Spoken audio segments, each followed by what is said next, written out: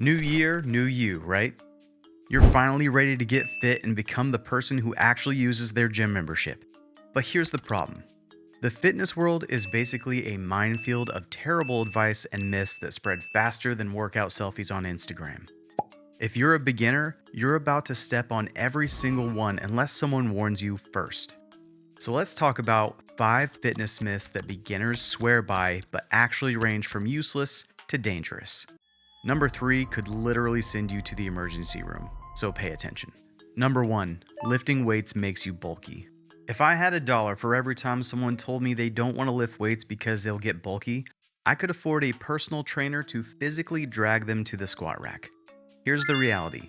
Unless you're eating in a massive calorie surplus, training 6 days a week with specific programming, and possibly taking performance enhancers, you're not going to accidentally look like a bodybuilder. Just like you aren't going to accidentally become a concert pianist by playing chopsticks.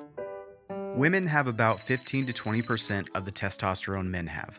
Testosterone is the main hormone for building significant muscle mass. Without those levels, building bulky muscles is about as likely as accidentally running a marathon. What actually happens?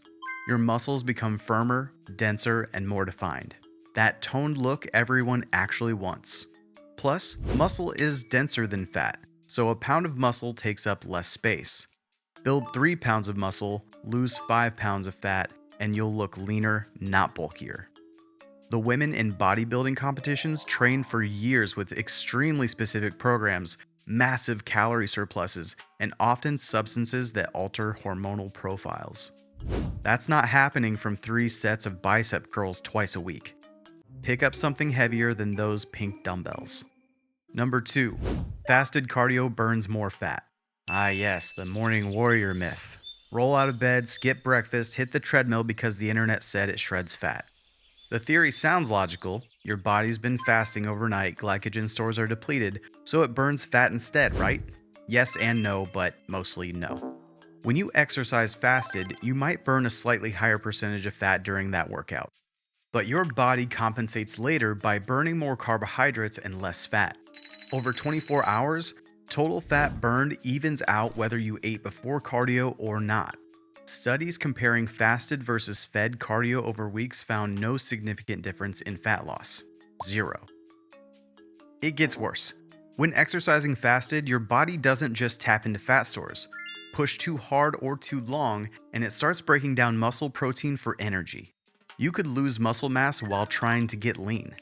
Since muscle burns calories at rest, losing it defeats the purpose. Plus, fasted cardio makes you weaker during workouts. You can't push as hard, can't go as long, and burn fewer total calories. Even if you burn a higher percentage of fat, you're burning fewer calories overall. The bottom line, fasted cardio isn't magic. If it fits your schedule and doesn't make you feel terrible, fine. But don't think it's going to give you special advantages because research shows it's not. Number 3, no pain, no gain. Famous since Jane Fonda made it popular in the 80s and it needs to die. Here's what matters. There is a massive difference between discomfort and pain.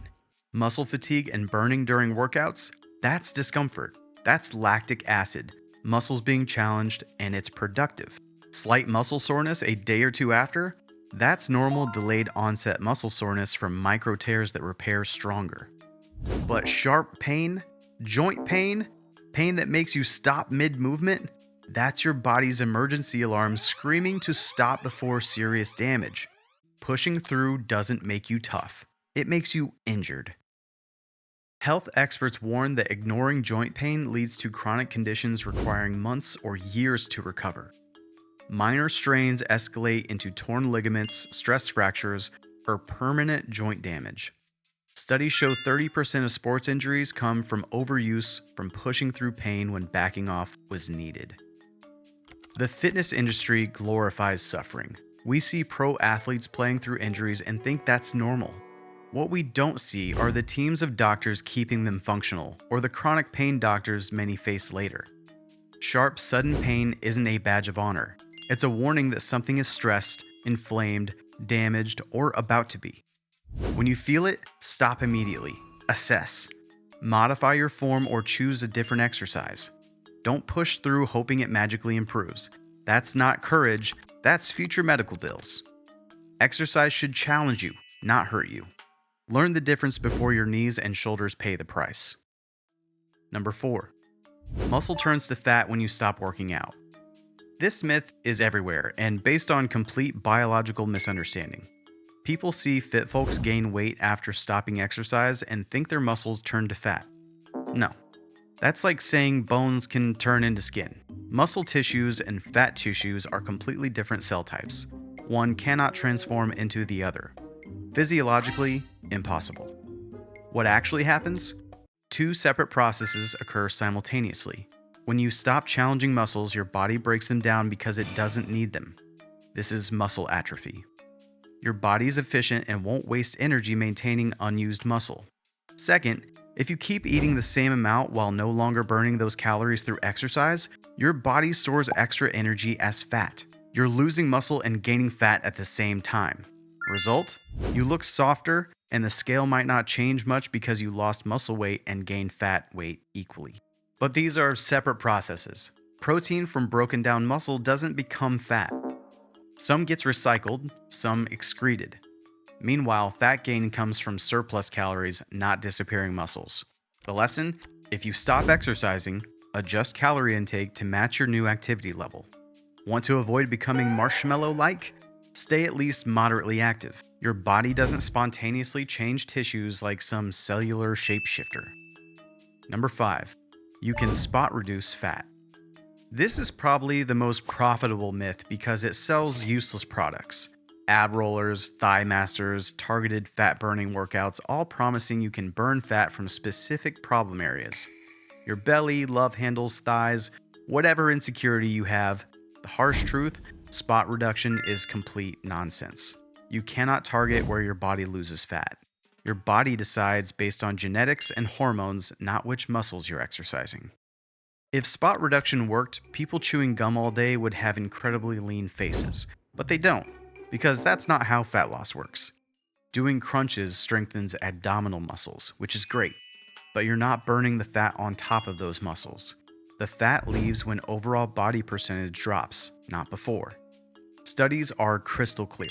Researchers had people do targeted exercise on one arm while leaving the other untrained. Both arms lost the same fat despite one doing all the work. Why? Fat loss happens systemically across your entire body based on overall calorie balance and activity level. How do you actually lose fat from problem areas? Lose fat from everywhere slowly through calorie deficit, strength training, and cardio. Fat eventually comes off stubborn areas, but you can't force it faster with targeted exercises. Best approach? Focus on building muscle and getting stronger overall. Muscle burns calories even at rest. More muscle means higher metabolism and more burned fat over time. But be patient. Your body loses fat in whatever order genetics programmed it to, and no amount of side crunches will ever change that biological reality. Stop chasing spot reduction miracles. Build sustainable programs with full body strength training, regular cardio, and sensible diet. Results will come, just not necessarily from where you want them first. Oh, and here's a bonus myth. Muscle weighs more than fat. No, it literally doesn't. Saying muscle weighs more than fat is like saying a pound of feathers weighs less than a pound of bowling balls. My guy, weight is weight. The real difference is density. Muscle is like the sleek, tight-fitting superhero suit, compact, efficient, and ready to save the day, while fat is more like wearing 3 layers of bubble wrap in a beanbag chair. Same weight? Sure. Same volume? Absolutely not. Muscles takes up less space and actually does stuff, like burn calories and help you lift groceries without making old man noises, while fat, mostly just vibes. So muscles don't weigh more, they just look better doing it. There you have it. 5 fitness myths beginners fall for constantly. Lifting weights won't make you bulky, fasted cardio isn't a fat-burning superpower, pain isn't something to push through, muscles don't turn into fat, and you can't spot reduce problem areas. Armed with this knowledge, you can make real progress instead of spinning wheels on myths and bad advice. If this saved you from painful mistakes or wasted months, hit that like button. Subscribe for more reality checks on fitness myths, because we've only scratched the surface. Now train smart, not hard and injured.